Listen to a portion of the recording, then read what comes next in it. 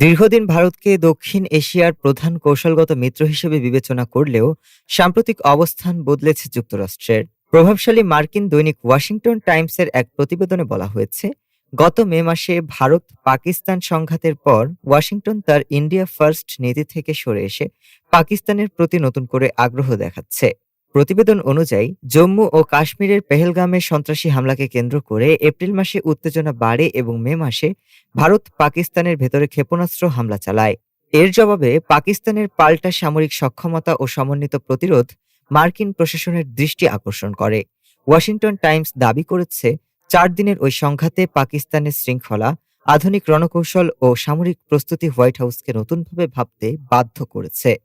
প্রতিবেদনটিতে আরও বলা হয়, প্রেসিডেন্ট ডোনাল্ড ট্রাম্প ও তার প্রশাসন আগে পাকিস্তানকে তুলনামূলক দুর্বল ও অনির্ভরযোগ্য অংশীদার হিসেবে দেখলেও মে মাসের ঘটনার পর সেই ধারণা বদলেছে। বিশ্লেষকদের মতে এই পরিবর্তন দক্ষিণ এশিয়ার ভূরাজনৈতিক ভারসাম্যে নতুন মাত্রা যোগ করছে। ডেস্ক রিপোর্ট, আজ বার্তা।